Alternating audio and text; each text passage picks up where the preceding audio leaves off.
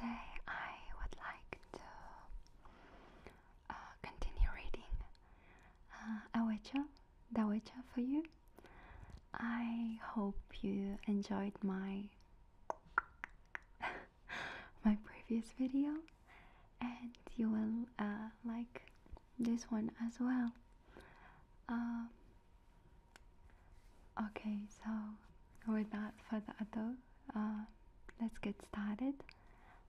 But I think this one will be slightly shorter than the previous one since I'm really tired, but I really wanted to record something.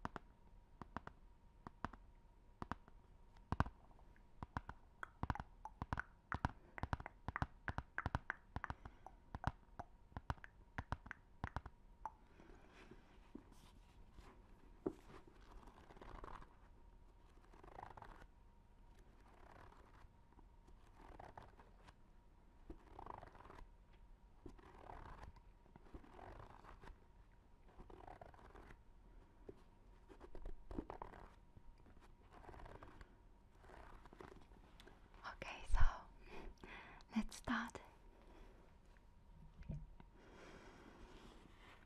Foltest was slim and had a too pretty face.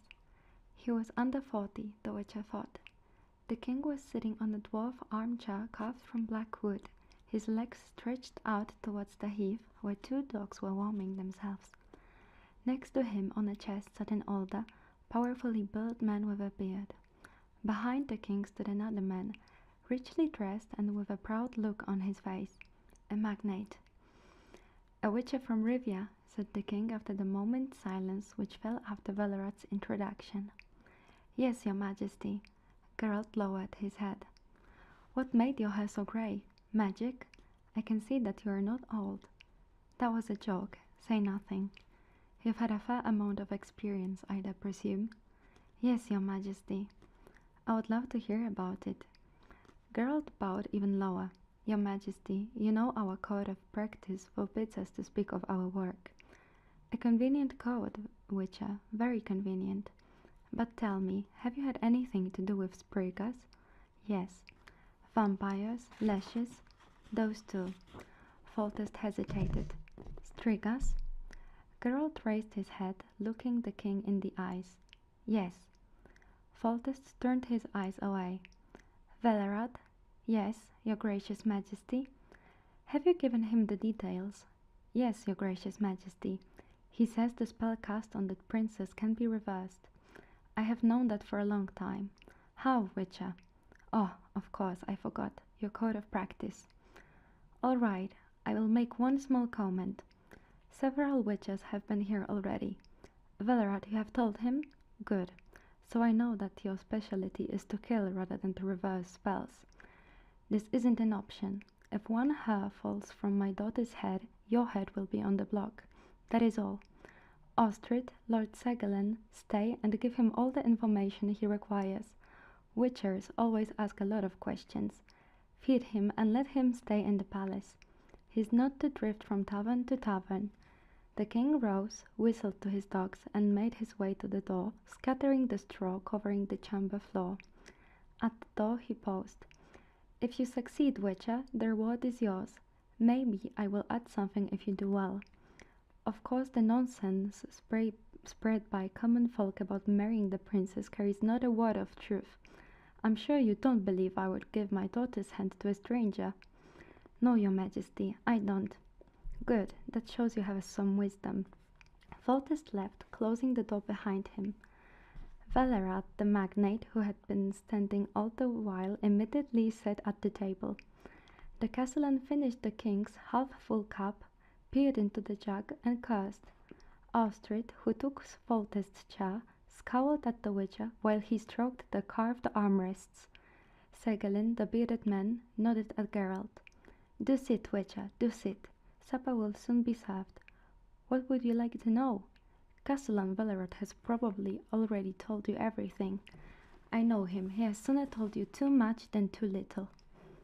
"Only a few questions. Ask." The Castellan said that after the Striga's appearance, the king called up many knowing ones. "That's right, but don't say Striga, say princess. It makes it easier to avoid making a mistake in the king's presence and any consequent unpleasantries." "Was there anyone well known among the knowing ones? Anyone famous?" "There was such, then and later. I don't remember the names. Do you, Lord Ostrich?" "I don't recall," said the magnate, "but I know some of them enjoyed fame and recognition. There was much talk of it." "Were they in agreement that the spell can be lifted?" "They were far from any agreement," smiled Ségolène, "on any subject, but such an opinion was expressed. It was supposed to be simple, not even requiring magical abilities. As I understand it, it would suffice for someone to spend the night, from sunset to the third crowing of the cock, by the sarcophagus." "Simple, indeed," snorted Vallerot. "I would like to hear a description of the princess." Vallerot leapt up from his chair. "The princess looked like a striga," he yelled, "like the most striggish striga I've heard of. Her Royal Highness, the cursed royal bastard, is 4 cubits high, shaped like a barrel of a beer, has a maw which stretches from ear to ear and is full of dagger-like teeth, has red eyes and a red mop of hair."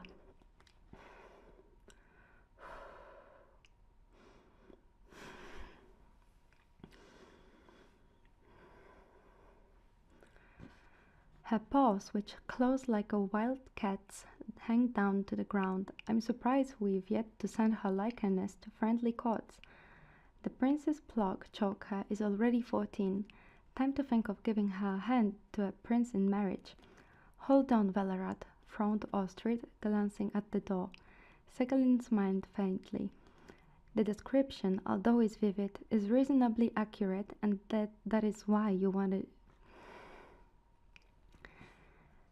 The description, although vivid, is reasonably accurate, and that's what you wanted, isn't it, Witcher?"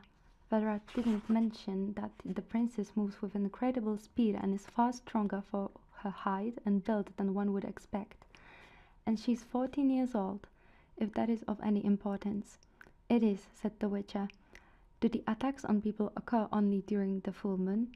"Yes," replied Ségolène. "If she attacks beyond the old palace, within the palace walls people always die, irrespective of the moon's phase. But she only ventures out during the full moon, and not always then."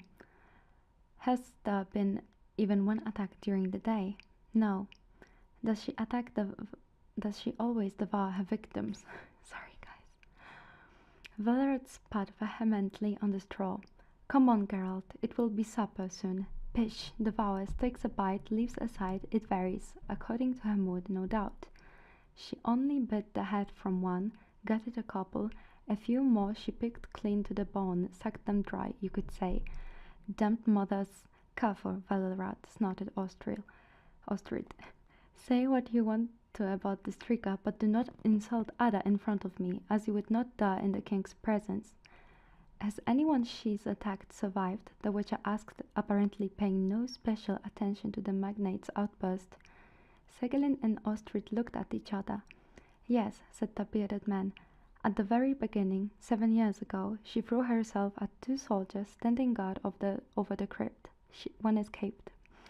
"And then," interrupted Vallerot, "there was another, the miller she attacked near the town. You remember?" Okay, I think that will be it for today, because I made so many mistakes while reading. I don't think I should continue. Next time I hope I'll do better.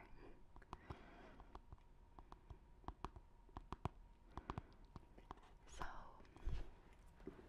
anyways, I hope you enjoyed, and I will see you on on the next one.